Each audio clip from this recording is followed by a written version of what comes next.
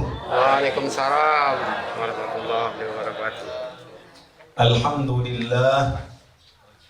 Alhamdulillahilladzi arsala rasulahu bil huda wa dinil haqq liyudhhirahu 'ala ad-dini kullihi wa kafa billahi shahida. Asyhadu an la ilaha illallah wahdahu la syarika lah. Wa asyhadu anna sayyidana Muhammadan 'abduhu wa rasuluhu la nabiyya ba'dah. Allahumma shalli wa sallim wa barik wa karrim ala sayyidina wa maulana Muhammadin wa ala alihi wa ashabihi ajma'in. Rabbi shrah li sadri wa yassir li amri wahlul 'uqdatam min lisani yafqahu qawli. Rabbi ati nafsi hudaha wa zakkiha anta khairu man zakkaha anta waliyuha wa maulaha wa ba'da. Bapak Ibu kaum muslimin dan muslimat, jamaah pengajian Tawwabin yang dimuliakan Allah Subhanahu wa taala. Kita bersyukur kepada Allah Subhanahu wa taala atas nikmat dan karunia yang Allah berikan kepada kita sehingga sampai saat ini kita tetap berada dalam keadaan istiqamah di jalan Allah. Kita berharap semoga hidayah kebaikan ini, hidayah ketaatan ini senantiasa Allah kekalkan kepada kita sampai akhir hayat kita. Amin. Allahumma amin. Salawat dan salam semoga senantiasa tersampaikan kepada junjungan agung Nabi besar Muhammad sallallahu alaihi wasallam, Rasul yang senantiasa kita harapkan syafaatnya, Rasul yang senantiasa kita jadikan suri tauladan dalam kehidupan kita sehari-hari. Bapak Ibu yang dimuliakan Allah, pada kesempatan sore kali ini kita akan membahas sebuah tema yang sudah diberikan oleh panitia, yaitu tentang keutamaan dan pentingnya ibadah sholat 5 waktu. Bapak Ibu, saya tanya, semuanya punya HP di sini? Siapa yang tidak punya HP angkat tangan? Jangan angkat kaki. Nanti ketua pengajian ngecek ini yang perlu dikasih HP, dikasih Pak ini. Amin. Allahumma. Bapak Ibu, HP ini kalau tidak pernah dicas, maka dia akan lope, mati, tidak bisa nonton, tidak bisa membaca, tidak bisa nelpon. Itu HP. Jadi dia harus dicas. Dicas di listrik. Kalau tidak, maka semahal apapun HP yang Bapak Ibu miliki, dia tidak akan bisa memberikan manfaat. Hidup kita ini Bapak Ibu taubahnya seperti HP. Apa chargernya? Casnya itu tidak lain dan tidak bukan 5 kali sehari harus kita cas kita ini, yaitu sholat 5 waktu. Jadi cas badan kita ini, akal kita ini, hati kita ini Bapak Ibu, tuh sholat 5 waktu.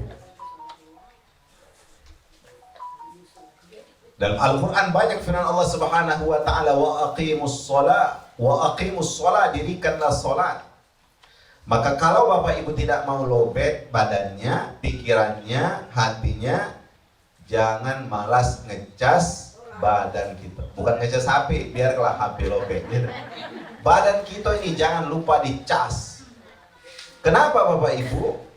Sebagaimana HP, kalau dicas bersinar, bercahaya, terang benderang, bisa nelpon, bisa nyambung ke dengan orang lain.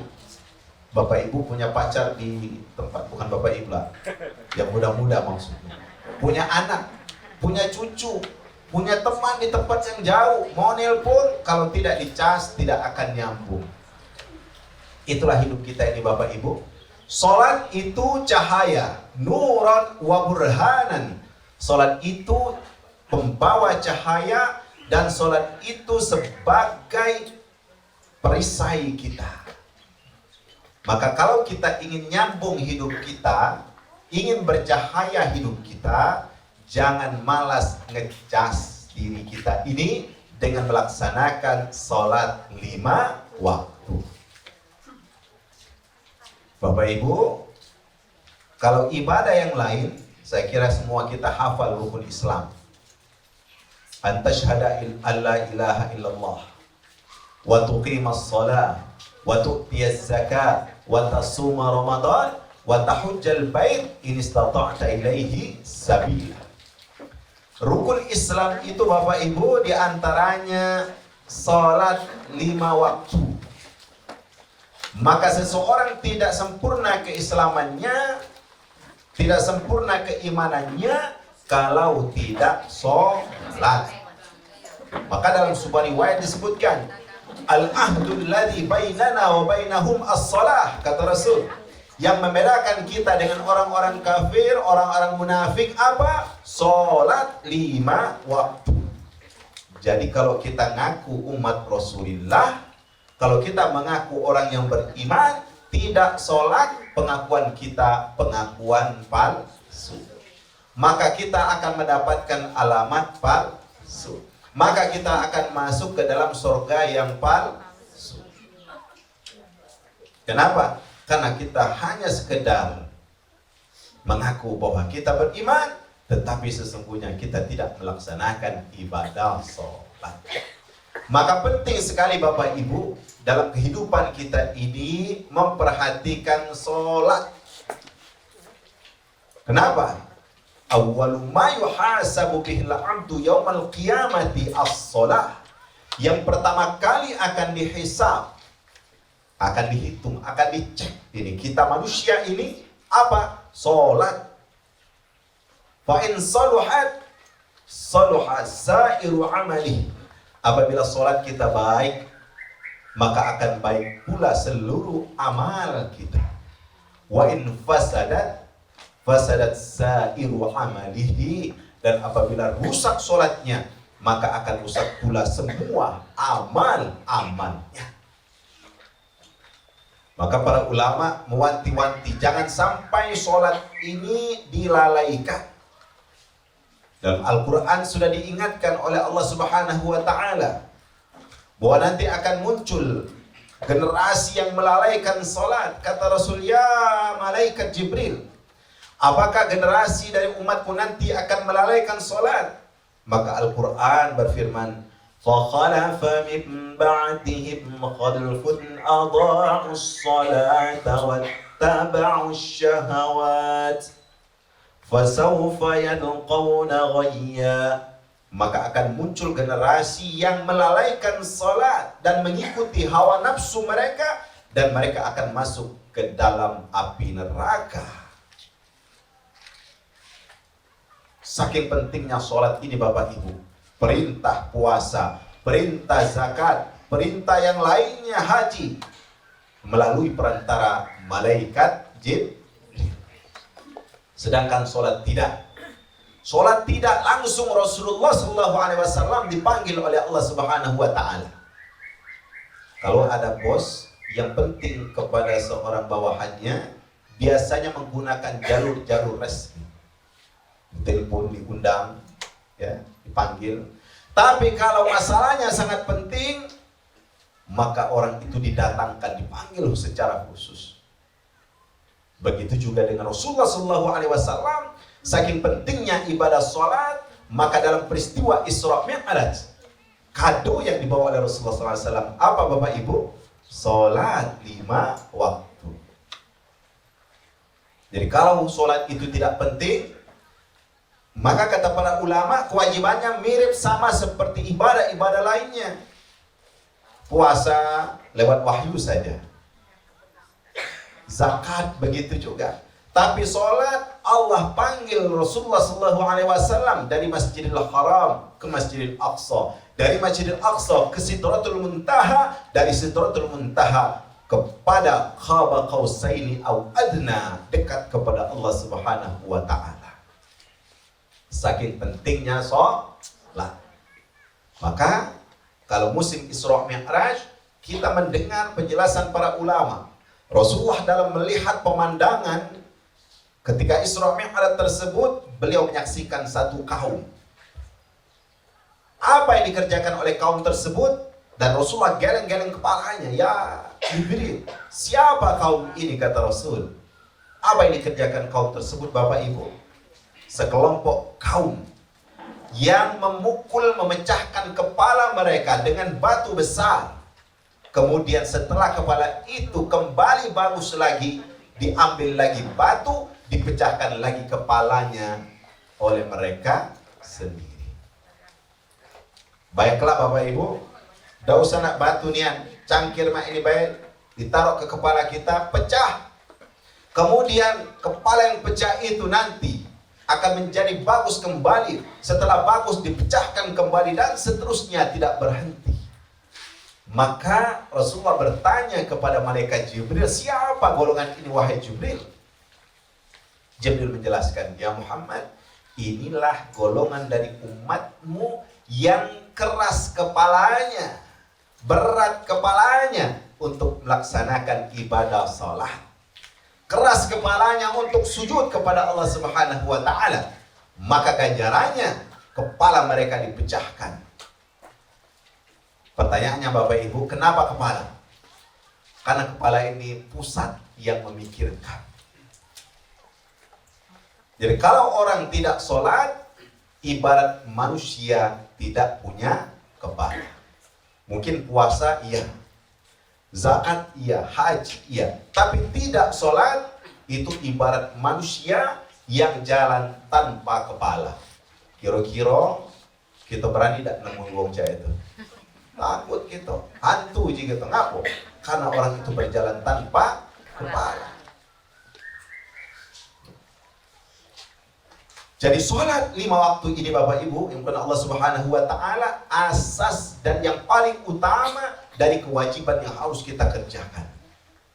Sampai-sampai Rasulullah SAW diundang khusus untuk menerima perintah sholat 5 waktu ini.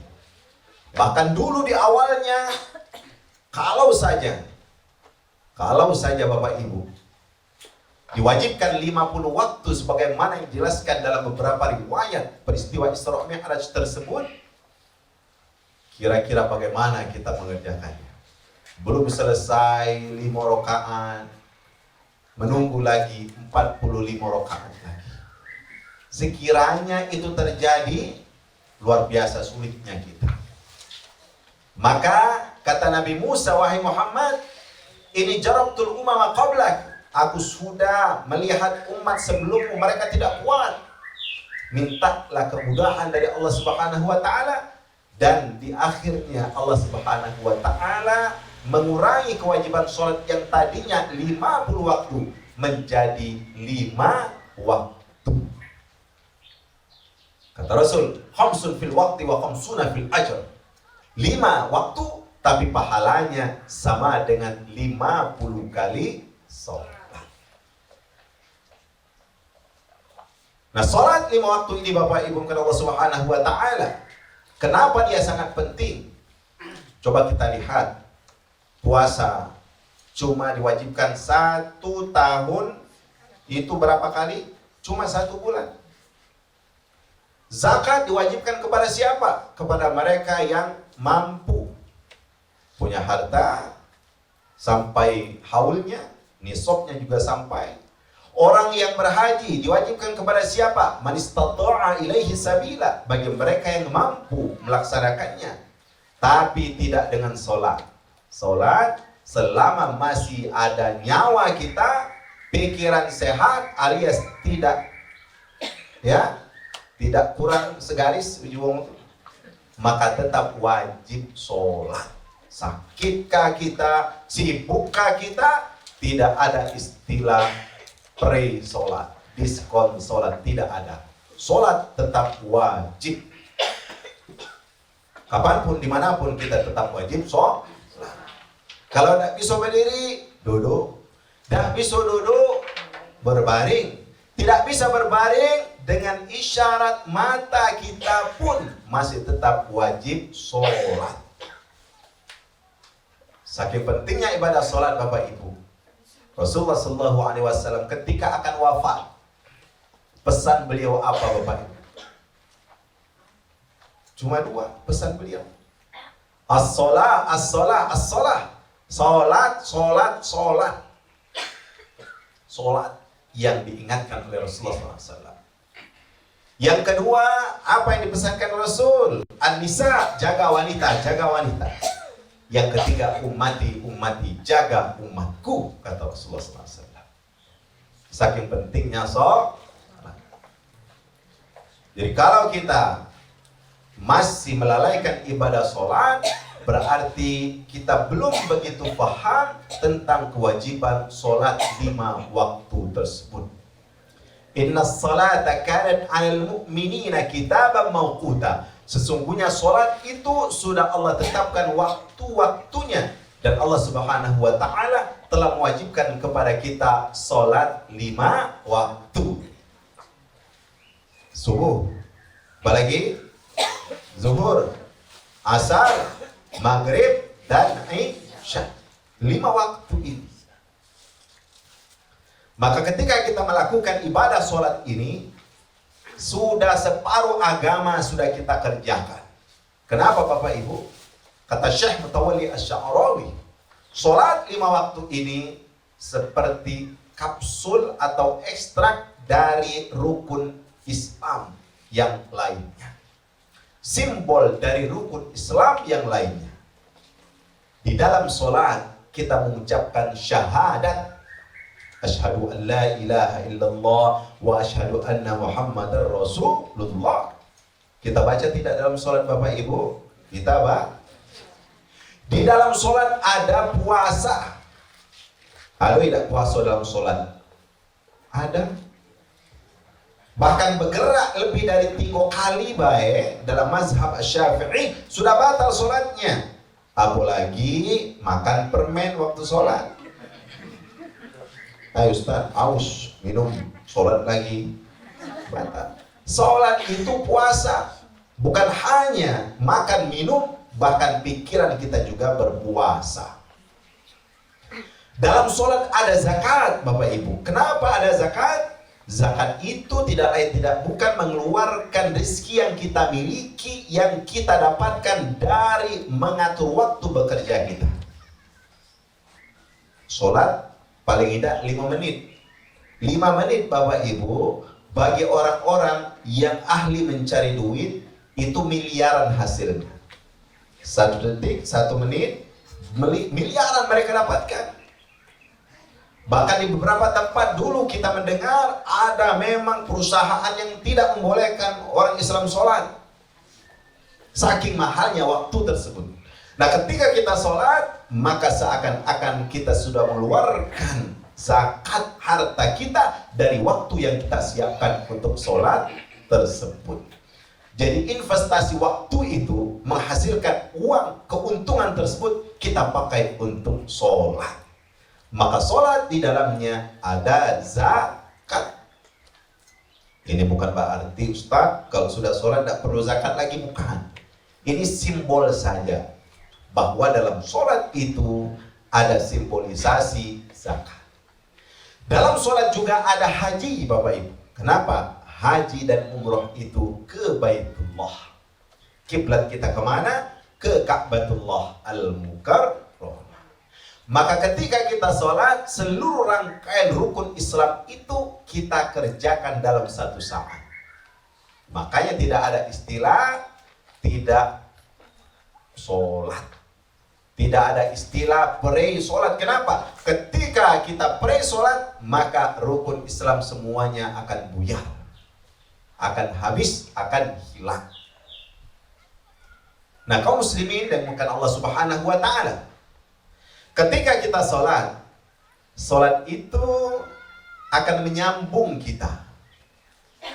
Karena secara bahasa as-salatu as-silatu.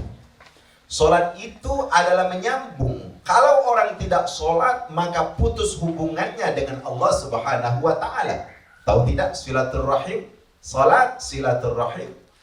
Itu Bapak Ibu, ketika kita sholat, maka as-silah, kita menyambung diri kita ini dengan Allah Subhanahu wa ta'ala. Maka ketika orang tidak sholat, maka mereka sudah memutuskan hubungan dengan Allah Subhanahu wa ta'ala. Karenanya ketika kita diingatkan dalam beberapa hadis tentang keutamaan, keistimewaan sholat ini, kita baca misalnya Rasulullah SAW menjelaskan perumpamaan sholat 5 waktu itu tak upanya seperti kalian memiliki di depan pintu rumah ini sungai yang bersih, ya. Kemudian kalian nyebur 5 kali dalam sungai itu setiap hari. Kira-kira apakah masih tersisa kotoran dari badan kalian? Maka kata para sahabat, la ya Rasulullah, kami akan bersih. Maka begitulah sholat 5 waktu, kata Rasul, yamhullahu bihil khataya. Allah Subhanahu wa ta'ala menghapuskan dengannya apa? Dengannya seluruh dosa-dosa kita. Rasulullah SAW juga mengingatkan, as-salatu imaduddin, salat itu tiang agama. Faman aqamaha faqad aqamad-din, wa man tarakaha faqad hadamad-din. Salat itu tiang agama. Barang siapa yang mendirikan salat, maka mereka mendirikan agama. Dan sebaliknya barang siapa yang meninggalkan salat, mereka itu menghancurkan agama. Karenanya kata Rasul, yang membedakan kita dengan orang kafir itu sholat. Kalau sudah tidak sholat, maka kita masuk dalam kategori orang-orang yang jauh dari Allah Subhanahu wa ta'ala. Memang berat sholat ini Bapak Ibu, berat, ya. Kenapa? Karena digawekan setiap hari itu 5 kali. Inilah yang membutuhkan kita motivasi, semangat, membutuhkan saling nasihati, saling ingatkan. Dan Rasulullah SAW sering mengingatkan anaknya, mengingatkan Ali, ayo sholat, ayo sholat. Karena yang sering kita kerjakan, ya, sering juga kita tinggalkan. Dan sholat ini Bapak Ibu adalah perisai bagi kita. Kata Rasul, barang siapa yang sholat 5 waktu, maka sholat 5 waktu itu akan menjadi cahaya dan perisai baginya. Tapi bagi mereka yang meninggalkan sholat 5 waktu, waman toya'ahunna, barang siapa yang menghindari, meninggalkan sholat 5 waktu itu, maka mereka akan dikumpulkan nanti di hari akhirat bersama siapa? Bersama Qarun dan Haman. Dan yang kepengen ketemu orang yang terkaya di dunia, tuh tidak usah sholat. Ketemu kok. Kepengen ketemu orang yang paling pintar di dunia, Haman. Ya, kepengen ketemu, tidak usah sholat. Siapa yang tidak perlu sholat itu Bapak Ibu? Yang tidak perlu sholat itu satu, orang yang masih bayi. Adik bayi ini tidak perlu sholat dia. Jadi kalau kita kepengen tidak sholat, jadilah bayi selamanya. Yang kedua, yang tidak wajib sholat itu orang yang hilang akal, alias crazy, bahasa sekayunya. Tidak wajib sholat bagi mereka. Nah, tapi bagi kita yang diberikan akal sehat, badan sehat, maka tidak ada istilah pray dari sholat, istirahat dari sholat. Kenapa orang mudah marah Bapak Ibu? Karena dia tidak ngecas. HP ini tidak kita cas, ngedrop dia. Maka sholat ini, setiap kita sholat itu ngecas. Ngecas cahaya di dalam wajah kita. Ngecas hati kita supaya lebih jernih. Maka orang yang sudah sholat, itu biasanya pembawaannya tenang. Murah senyum, walaupun buntu. Ya, yakin aku. Walaupun buntu, kalau rajin sholat, insya Allah tenang hidup kita, nikmat hidup kita. Orang yang sholat itu akan ngecas perangainya Bapak Ibu. Kenapa orang yang mudah mengeluarkan umpatan kata-kata kotor itu orang tidak ngecas? Makanya kita diingatkan cas waktu subuh. Nanti dari subuh sampai zuhur itu masih kuat hati kita, akhlak kita, kepribadian kita sudah mulai ngedrop. Karena siang ini kan banyak yang kita lihat, cas lagi, sholat zuhur. Mulai kuat lagi akidah, akhlak kita, cahaya dalam diri kita. Ngedrop lagi waktu asar, sholat asar, dan seterusnya dan seterusnya. Ditambah lagi sholat sunnah. Nah, ini yang wajib dulu. Yang wajib dulu Bapak Ibu karena Allah Subhanahu wa taala. Nah, karena itu sangat penting kita mengajak keluarga kita. Karena Al-Qur'an menjelaskan, wa'mur ahlaka bis-shalati wastabir 'alaiha la nas'aluka rizqa nahnu narzuquka. Perintahnya ini Bapak Ibu, wa'mur ahlaka bis-shalat.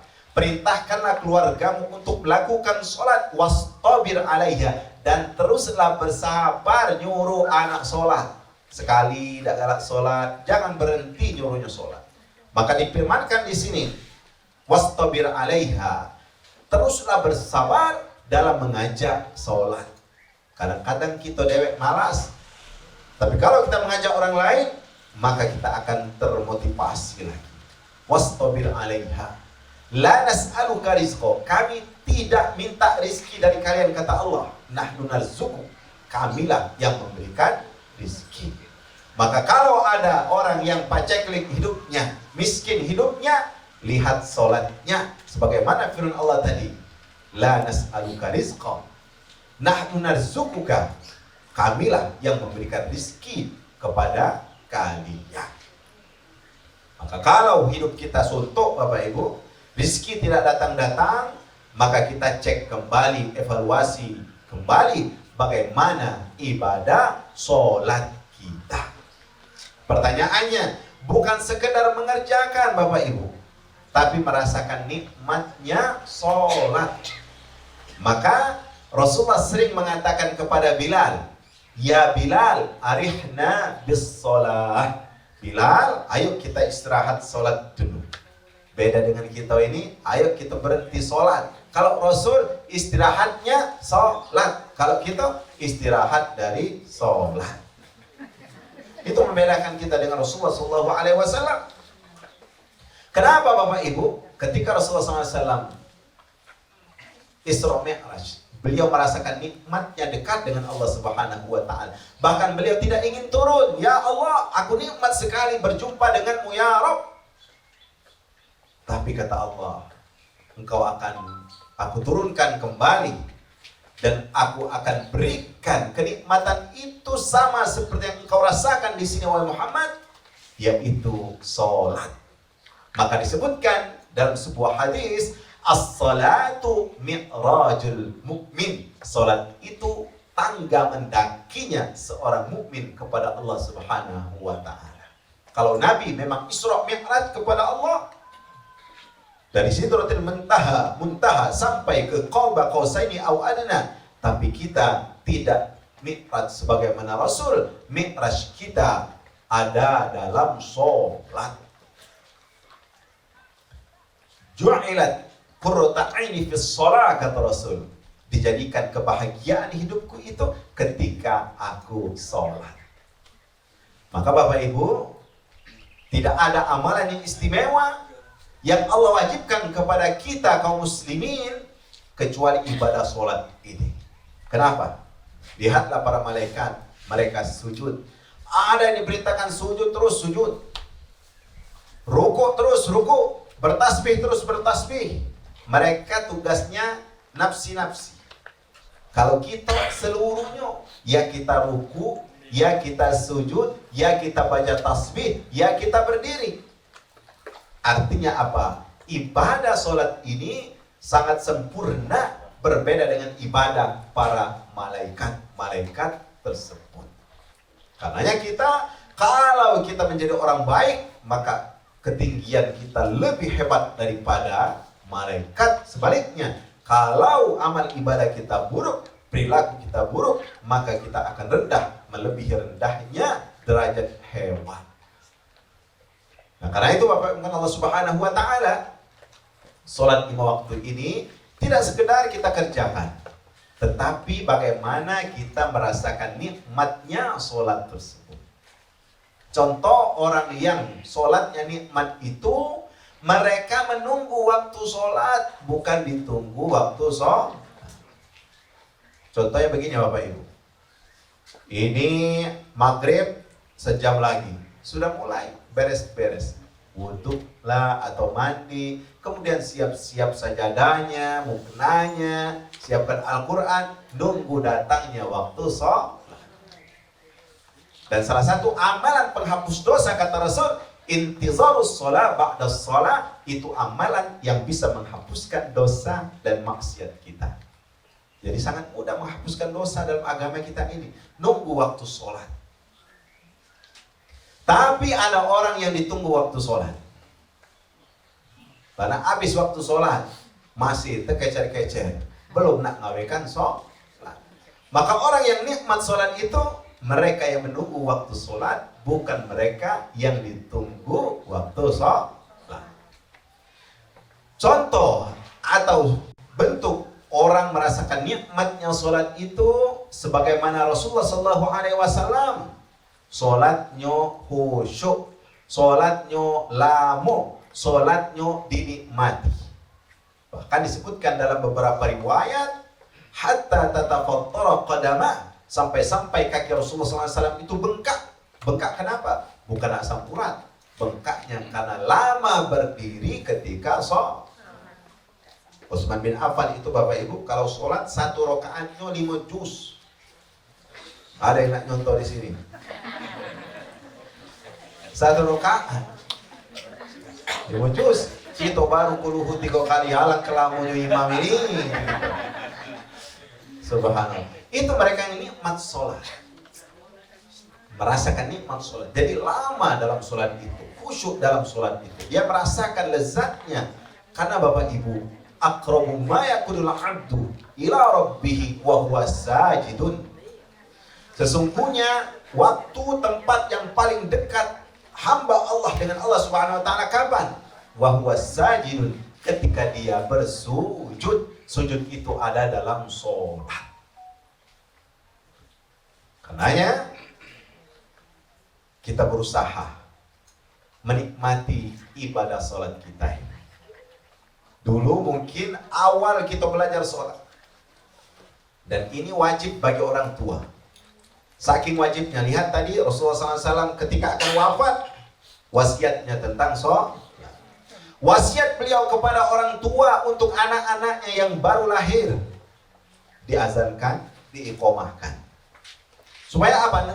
Dengar panggilan sholat. Karena kata orang panggilan itu ada 3 Pak. 1 panggilan azan, ini sholat. Yang kedua panggilan haji. Yang ketiga panggilan kematian. Kalau sudah datang yang ketiga itu, ya sholat dah baca, haji umroh dah baca lagi. Maka kita sudah diajarkan oleh Rasulullah, ketika anak lahir, bacakan azan, bacakan iqamah.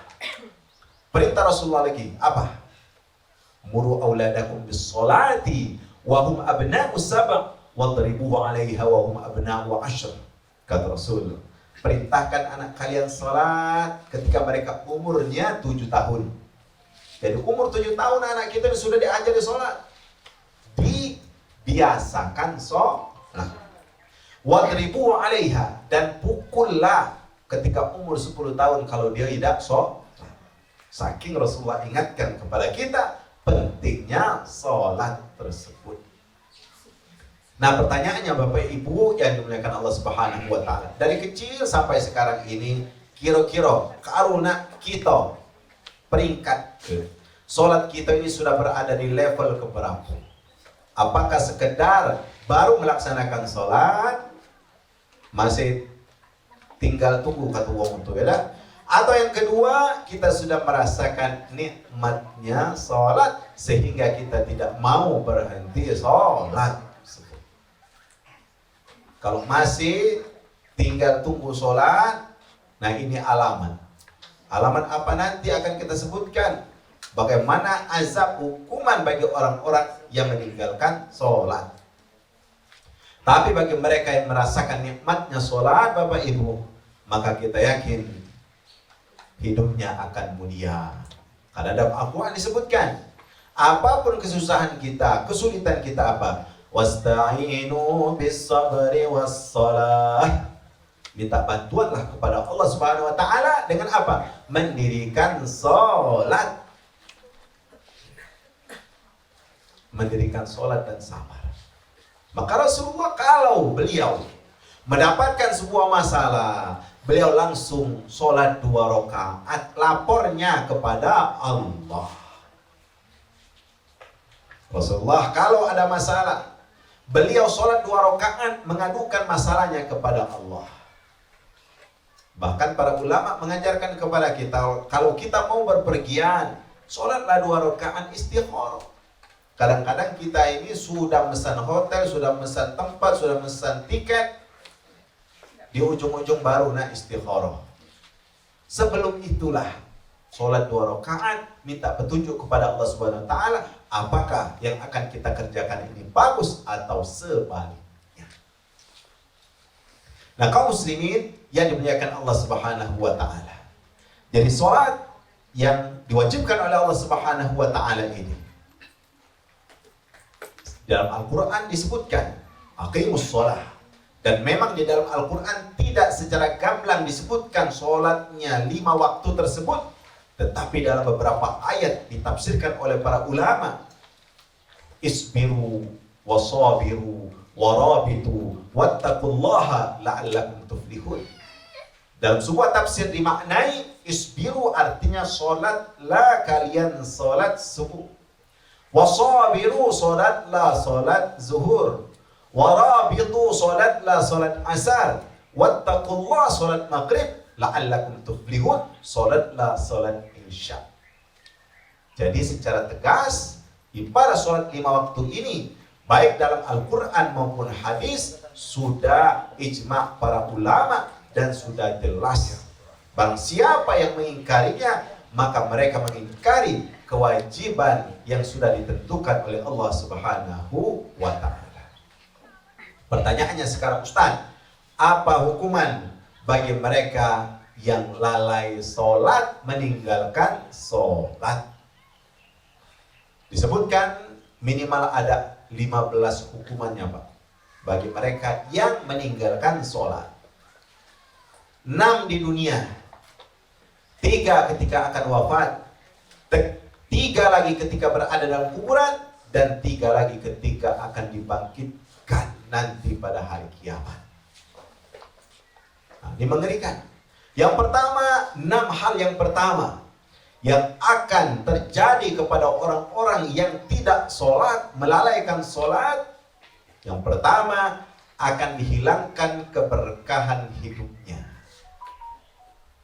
Berkah hidup itu, Pak, artinya ya, tidak kate sesuatu yang baik untuknya. Tidak berkah hidupnya. Harta banyak tidak dipakai untuk kebaikan. Anak banyak tetapi tidak ada anak yang taat kepada Allah Subhanahu wa taala. Rezeki yang banyak tidak ada yang dipakai untuk haji umroh, tidak ada dipakai untuk sedekah. Banyak saja tetapi tidak berkah. Itu yang pertama. Allah hilangkan keberkahan hidup. Yang kedua, Allah hilangkan wajah solehnya. Kita ini ada cahaya, Pak. Ketika kita beriman kepada Allah Subhanahu wa taala, dalam wajah kita, dalam hati kita ini ada cahaya Allah Subhanahu wa taala. Tapi ketika kita tidak sholat, maka cahaya kesalehan kita itu Allah akan sirnakan. Yang ketiga, Allah tidak akan berikan pahala kepada amal-amal yang dia kerjakan. Jadi capek baik itu pegawai, capek baik kita sedekah, capek baik kita beramal. Kenapa? Karena Allah tidak akan memberikan pahala kepada mereka yang melalaikan, meninggalkan sholat. Yang keempat, orang-orang yang melalaikan sholat, doanya tidak akan diijabah oleh Allah Subhanahu wa ta'ala.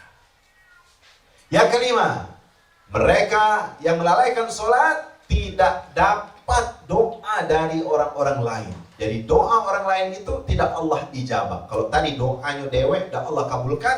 Yang kelima, Pak, Allah tidak mengabulkan doa orang lain untuknya. Jadi ke siapa baik kita minta doa, maka Allah tidak kabulkan doa orang tersebut untuk mereka yang melalaikan ibadah sholat. Nah yang keenam, mereka dijauhi oleh orang-orang. Jadi Bapak Ibu, maksudnya orang-orang soleh menjauhi orang yang malas alias orang yang meninggalkan ibadah sholat. Nah itu surat 6 di dunia ini. Kira-kira kita ngeri tak? Ngeri Bapak Ibu. Kalau Allah Subhanahu wa taala cabut keberkahan kita, Allah cabut wajah soleh kita, Allah tidak berikan pahala kita, Allah tidak kabulkan doa-doa kita, dan Allah jadikan orang benci kepada kita. 3, ketika akan wafat, kullu nafsin dha'iqatul maut, setiap manusia ini pasti akan mati. Apa yang akan terjadi kepada mereka yang malas sholat? Sebutkan, mereka mati dalam keadaan hina. Yang kedua, mereka akan mati dalam keadaan lapar. Dan yang ketiga, mereka mati dalam keadaan haus dahaga. Satu laut pun dikasih kepadanya, dia akan kehausan. Itu ketika akan mati.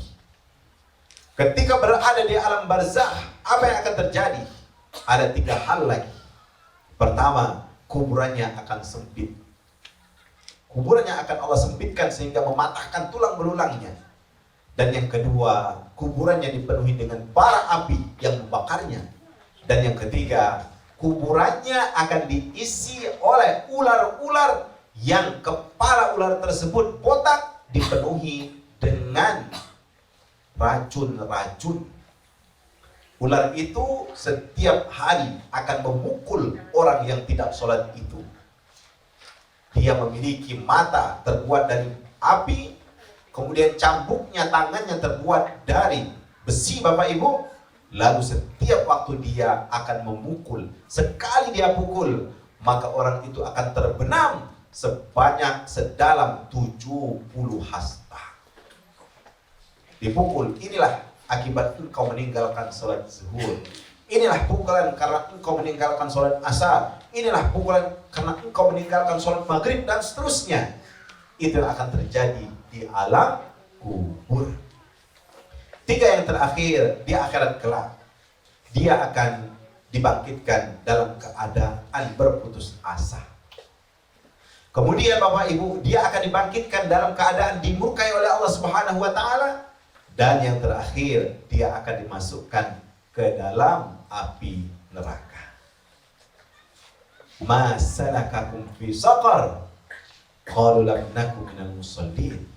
Apa yang membuat kalian masuk ke dalam neraka saqar? Mereka menjawab, kami termasuk golongan yang tidak pernah sholat. Bapak Ibu, luar biasa kalau kita membaca hadis-hadis yang menjelaskan pertama keistimewaan sholat, yang kedua hadis-hadis yang menjelaskan bagaimana dahsyatnya azab Allah kepada mereka yang meninggalkan sholat. Maka tinggal pilihannya kepada kita semua, apa yang akan kita pilih. Kira-kira setelah kita mendengarkan ini, apakah kita akan lebih semangat sholat atau malah kita malas sholat? Yakin, saya yakin Bapak Ibu, kita akan termotivasi untuk memperbaiki sholat kita. Sehingga umur yang tersisa ini Bapak Ibu, jangan sampai satu waktu pun kita lalaikan untuk sholat. Demi Allah, kata para ulama, rezeki yang kau dapatkan ketika kau meninggalkan sholat, rezeki itu tidak akan berkah. Hubungan baik dengan orang lain, ketika engkau meninggalkan sholat, maka hubungan itu akan putus. Kenapa? Karena kita sudah memutuskan hubungan dengan Allah Subhanahu wa ta'ala. Karenanya Rasulullah ingatkan, as-sholat, as-sholat, sholat, sholat, sholat. Jangan sampai kita meninggalkan sholat. Inilah Bapak Ibu yang dimuliakan Allah Subhanahu wa ta'ala, tausiah pada kesempatan kali ini terkait pentingnya sholat 5 waktu kita ini. Kalau kita mengaku umat Rasulullah SAW, maka jangan pernah kita tinggalkan sholat selama masih Allah berikan umur kepada kita. Dan kantik yang berkurang dari kita kalau kita ngerjakan sholat 5 waktu.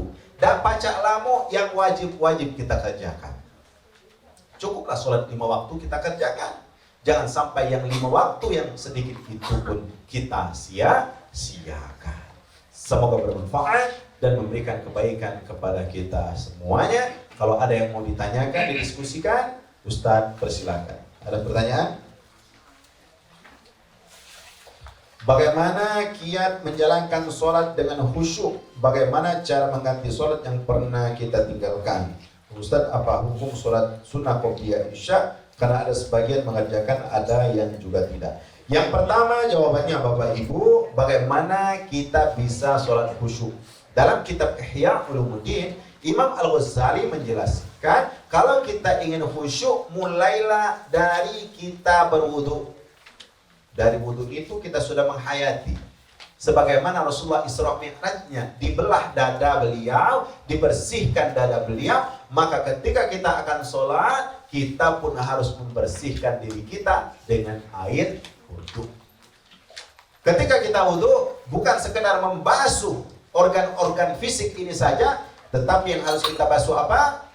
Ketika kita membasuh wajah, bersih semua yang ada di wajah kita. Karena dalam sebuah hadis disebutkan, ketika seorang hamba mencuci mukanya, maka berguguranlah semua dosa yang ada di mukanya. Dari matanya, dari hidungnya, dari telinganya, semuanya berguguran.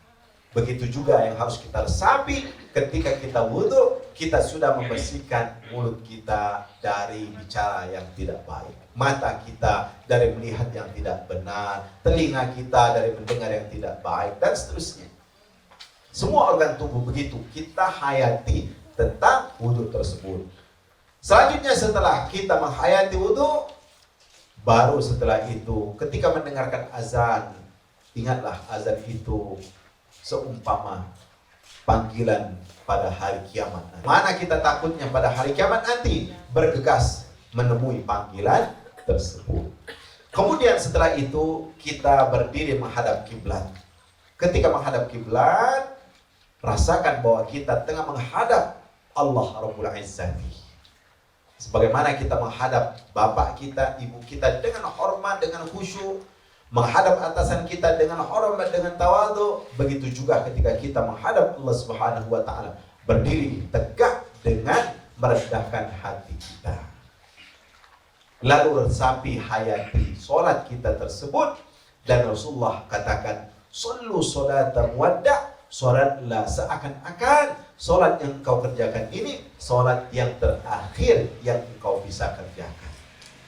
Jadi Bapak Ibu, kalau ada malaikat datang ke sini saat ini, yang ada di rumah Pak Fadlul Qorib, maghrib nanti habis jatah hidupnya, kira-kira Bapak Ibu nak sholat terus gitu dari sekarang sampai maghrib kakek, dak galak lagi makan, dak galak lagi minum, dak galak lagi mencerita yang kita kerjakan apa? Sholat.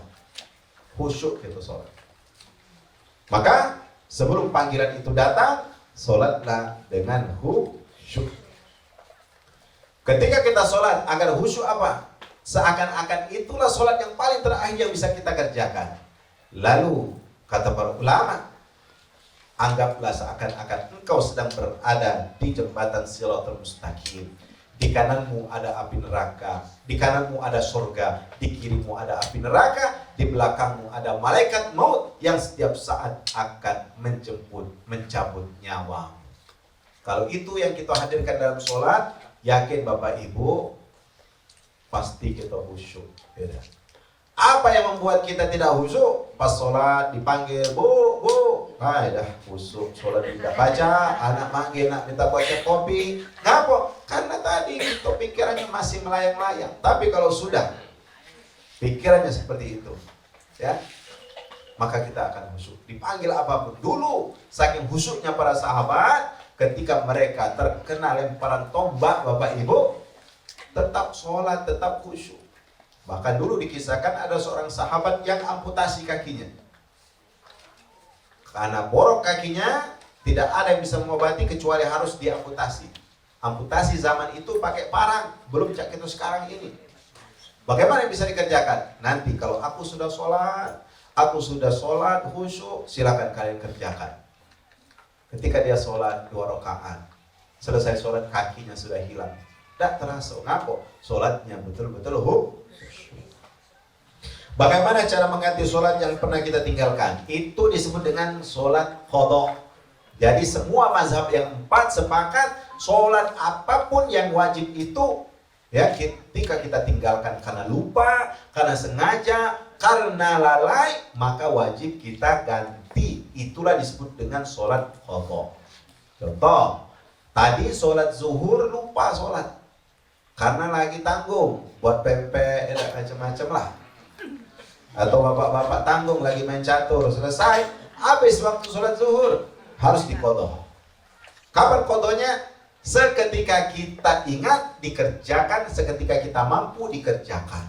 Itu kalau yang tinggalnya tidak terlalu banyak.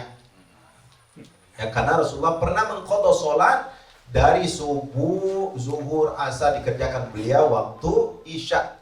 Dalam keadaan berperang, beliau sulit untuk sholat, ya, maka beliau qadha, ya. Jadi subuh dulu, lalu zuhur, lalu asar, maghrib, baru isya.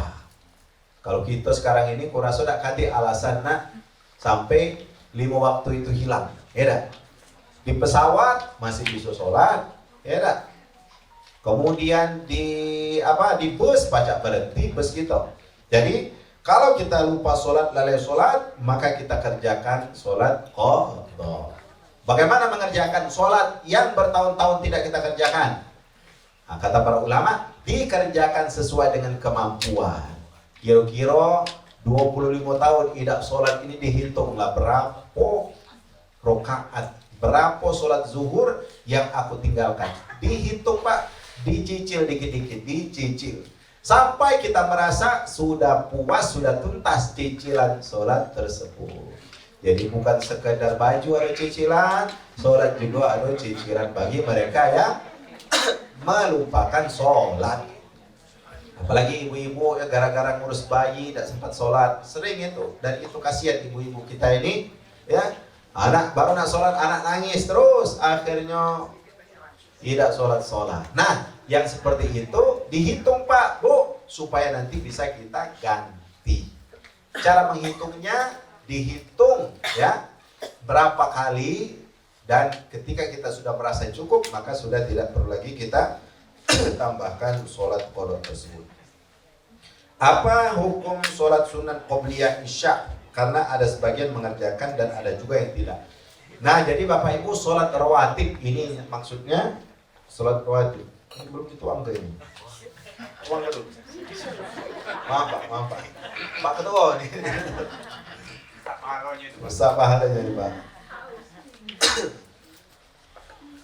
Jadi saya ini baru pulang umroh Jumat malam Bapak Ibu. Jadi masih hawa-hawa itu, hawa Mekah, hawa Madinah. Jadi mata ini masih mata Mekah Madinah. Wajah masih panas. Panas 38. Panas. Memanglah dari dulu agak hitam, ditambah lagi zaman panasnya itu tambah hitam. Ya, alhamdulillah tetap bersinar. Kalau di kamera ya, amin. Nah, jadi karena saya, sudah ini Pak Syahril cerita Ustaz, kita taklim nanti tanggal 29. Siap. Saya masih di Mekah waktu itu ya. Saya sudah pulang tanggal 27 malam, saya sudah ada di Palembang, saya bilang. Alhamdulillah, bisa. Nah, kita lanjutkan lagi. Apa hukum sholat sunat qobliyah isya? Jadi sholat qobliyah ba'diyah ini disebut dalam agama kita sholat sunat rawatib. Sholat sunat rawatib ini ada yang mu'akkad, ada yang ghairu mu'akkad. Mu'akkad itu yang jarang Rasulullah tinggalkan, ghairu mu'akkad yang sekali-kali Rasulullah kerjakan. Nah, bagaimana dengan sholat qobliyah isya? Qobliyah isya termasuk sholat rawatib ghairu mu'akkad, yang ghairu mu'akkad. Artinya Rasulullah kadang kerjakan, Rasulullah kadang tinggalkan. Tapi ba'diyahnya itu mu'akkad. Rasulullah kerjakan terus, tidak pernah Rasulullah tinggalkan. Jadi bagaimana Ustaz? Ya, lihat kondisi masjidnya. Kalau masjidnya menunggu waktu jamaah untuk sholat qobliyah, kita sholat qobliyah. Kalau tidak, ya ikuti saja. Tidak usah qobliyah, kita ba'diyah saja. Karena memang qobliyah isya terkategori sholat sunat rawatib yang ghairu mu'akkad. Tanya Ustaz, bolehkah membaca doa dalam hati dengan bahasa Indonesia di sujud terakhir dalam sholat? Boleh, ya. Boleh kita membaca doa dalam hati, ya. Karena Allah Maha tahu apa yang kita pintakan. Tidak ada larangan. Yang tidak boleh itu kita lafazkan dan lafaz itu keluar dari bacaan sholat. Itu yang tidak boleh ya. Pertanyaan berikutnya, izin bertanya Ustadz, pada pelaksanaan pemotongan hewan kurban. Masih lama ini hewan kurban. Ini insya Allah sudah beli hewan ini, hewan kurban ini. Amin. Iya. Atas nama keluarga fulan atau disebutkan satu persatu orangnya fulan bin fulan. Jadi ini disebutkan satu persatu siapa ya, atas nama siapa yang kita potong korban tersebut. Misalnya sapi itu kan 7 orang, sebutkanlah satu persatu namanya. Fulan bin fulana bin fulan, Ali bin Mahmud dan seterusnya, disebutkan satu persatu. Walaupun sesungguhnya itu tidak wajib Bapak Ibu, karena Allah lah tahu nih niat kita yang terdetik, dia langsung tahu. Apalagi kita sebutkan. Tapi agar ini tidak salah, kadang-kadang kita, nah ini punya siapa ini tadi? Bingung panitia kurban ini. Kalau disebutkan, oh sudah disebutkan tadi untuk si fulan, akhirnya hilanglah kekhawatiran, keraguan. Tapi tidak disebutkan juga tidak masalah. Tapi abdulnya disebutkan, apalagi kita uang banyak, bukan dalam rangka ria, tetapi dalam rangka tadi ya, kalau ada yang ragu-ragu, keliru, nah aku belum diniatkan ini, aku belum diniatkan, menghilangkan was-was orang yang berkorban itu, bagusnya dibacakan namanya dengan binnya. Selanjutnya pertanyaan, Assalamualaikum Ustaz, ingin bertanya di luar tema. Apabila suami kita bertengkar dengan saudaranya dan mengajak kita untuk ikut menjauh dari saudaranya padahal kita masih berhubungan baik, apa hukumnya dan kita harus menuruti suami atau tidak? Wassalam. Jawabannya begini Bapak Ibu, la ta'ata li makhluqin fi maksiatillah. Tidak ada ketaatan kepada makhluk Allah dalam kemaksiatan. Kira-kira mutuskan tali silaturahim maksiat atau tidak? Maksiat. Nah, tapi caranya benar-benar. Jangan kita nantang lagi kita. Ya sudah, dengarkan dulu. Kan sudah tahu bagaimana mengambil hati suami. Ya tidak kita ikuti memutuskan silaturahim dengan saudaranya. Kita tetap hormat kepada suami kita, menghormatinya. Kita atur kira-kira ya sewajarnya. Suami kita tetap merasa kita mengikutinya dan hubungan dengan saudara itu tidak putus. Jadi kalau memang suami lagi marah, sudah diam baik, tidak usah kita nak kunjungan. Suami lagi marah, ya. Tapi untuk memutuskan tidak boleh. Carilah waktunya yang senggang, kemudian nanti ketika sudah emosinya hilang, ya, baru nanti didiskusikan, dimusyawarahkan. Ingatkan suami kita Bapak Ibu, tidak boleh memutuskan tali silaturahim. Yang putuskan tali silaturahim itu dilaknat oleh Allah Subhanahu wa taala. Sebenci apapun kita dengan orang lain, cukuplah kita beristighfar, minta ampun kepada Allah, dan cukup kita doakan yang terbaik untuk orang itu. Karena tidak ada manfaatnya Bapak Ibu. Kalau kita dongkol, orang yang kita dongkol itu tenang-tenang baik dia. Ya, pasuk kita inilah selangit marahnya. Dia tenang-tenang baik. Rugi gitu, makan hati gitu, makan hati. Nah, daripada makan hati, lemak makan bakso atau apa lagi. Di mana? Di mana sih? Pempek Wawa, ya, di Pempek Wawa. Promosi di Pempek Wawa. Nah jadi begitu Bapak Ibu ya, itu sama siapa saja, orang tua kita, atasan kita, suami kita, ya, semuanya tetap kita memuliakan mereka. Tetapi juga kita tidak boleh mengikuti kemaksiatan.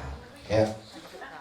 Apabila terjadi pernikahan, mengapa Pak Sutri tak bisa bersentuhan saat sholat? Siapa saja mahram? Nah, jadi begini. Mahram itu orang yang tidak boleh kita nikahi. Kalau suami istri kan, lah nikah. Boleh kita nikahi kan? Dan boleh cerai. Nah, kalau ibu kita, ayu kita, kakak kita, sampai kapanpun haram menikah dengan mereka itu, maka itu disebut dengan mahram kita. Jadi tidak batal sentuhan wudu. Tapi dengan istri kita, dia bukan mahram kita. Bawaan itu tuh. Bawaan, ya dah. Dia bukan mahram kita, dia istri, bukan mahram. Istri.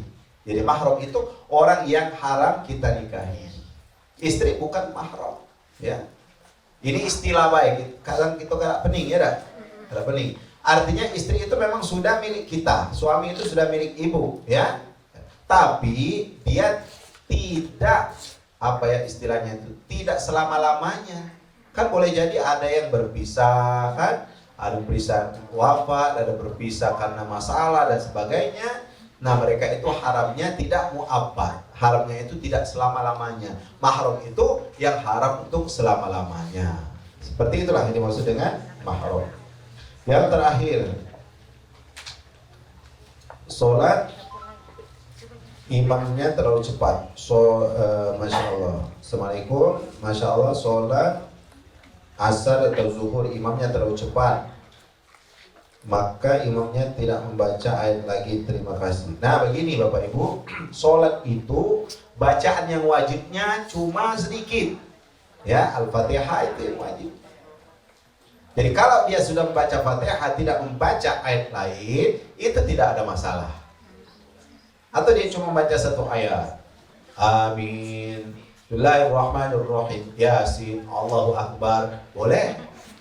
Karena tidak wajib membaca ayat setelah surah Al-Fatihah. Yang wajib itu la sholata liman lam yaqra bi Fatihatil Kitab. Tidak sah sholat seseorang yang tidak membaca surah Al-Fatihah. Jadi kalau kita melihat orang sholatnya cepat, boleh jadi dia ngampe yang wajib-wajibnya baik. Sama cek kita makan pempek di bawah tadi kan? Pempek juga kita pempek. Cungkonya mungkin dikit baik. Sudah itu apa lagi? Ebinya udah sakit pempek, enak. Tidak usah, yang wajibnya baik, yang kira-kira ngenyang ke baik tadi. Nah begitu juga orang yang sholat tadi, dia ambil yang wajib-wajibnya saja sehingga kelihatannya cepat. Dan boleh jadi itu Bapak Ibu karena dia punya hajat, ya. Nah cepat ngantar anak ke bandara, ada anak yang sakit di rumah, maka dalam sebuah riwayat ini terkait tentang sholat juga. Kalau di sebuah tempat belum terbiasa sholatnya lama, maka janganlah ketika imam sholatnya lama. Kadang ada seorang sahabat yang sholatnya lama, akhirnya sahabat ngadu kepada ya Rasul, kalau sahabat itu sholat lamunian sholatnya, maka dipanggil, hei Mas Abdullah bin Mas'ud, afatanun anta, apakah engkau ingin membuat fitnah pada umatku? Kenapa Rasul? Kata Rasul, di belakangmu itu ada bayi, ada ibu yang meninggalkan anaknya di rumah, ada orang yang tengah sakit, ada orang yang kena mencret, segala macam. Terus cepatkanlah sholat kalau kita menjadi imam. Itu kalau di tempat-tempat umum. Tapi kalau sudah tempat yang sudah disepakati, misalnya masjid, di masjid kita, musola kita nih, Pak, kita biasakan sholat jam kalau tidak 7 menit. Sepakat, sudah ikutilah di tempat yang sudah terbiasa tersebut. Tapi kalau tempat umum, ya kita segerakan ketika kita menjadi imam. Nah saya kira itulah Bapak Ibu beberapa pertanyaan yang sudah bisa kita jawab. Semoga bisa memberikan penjelasan kepada kita semuanya. Semoga bermanfaat dan mari kita memperbaharui ya semangat kita untuk rajin sholat. Siap rajin sholat Bapak Ibu? Ya. Kita sepakat tidak meninggalkan waktu sholat kita? Insya Allah nih apa insya Allah Jakarta ini. Enak. Insya Allah kita tetap akan sholat. Kalaupun tidak bisa sholat dalam waktu tertentu karena masalah sakit dan sebagainya, maka jangan lupa diqadha sholatnya. Karena itulah tiang agama. Kata Rasul, la khaira fi dinin la ruku'a fi. Tidak ada ya kemuliaan orang yang beragama yang tidak melakukan ruku alias tidak sholat. Itulah saking pentingnya ibadah sholat ini. Semoga bermanfaat dan memberikan kebaikan kepada kita semuanya. Kita akhiri dengan membaca doa. A'udzu billahi minasyaitonir rajim. Bismillahirrahmanirrahim. Alhamdulillahi rabbil alamin. Hamdan syakirin, hamdan na'imin, hamdan yuwafi ni'amahu wa yukafi'u mazida. Ya Rabbana lakal hamdu kama yanbaghi li jalali wajhikal karim wa 'azimi sultanik. اللهم صل وسلم على رسولنا محمد. اللهم صل وسلم على طبيب قلوبنا محمد. اللهم صل وسلم على شفيع ذنوبنا محمد صلى الله عليه وسلم. ربنا ظلمنا أنفسنا وإن لم تغفر لنا وترحمنا لنكونن من الخاسرين. اللهم اجعلنا مقيم الصلاة ومن ذريتنا أمة مسلمة لك. ربنا أفرغ علينا صبرا وثبت أقدامنا وانصرنا على القوم الظالمين. اللهم طهر قلوبنا من النفاق وألسنتنا من الكذب وأعمالنا من الرياء وأموالنا من الربا وأعيننا من الخيانة. اللهم اختم حياتنا في حسن الخاتمة ولا تختم حياتنا في سوء الخاتمة.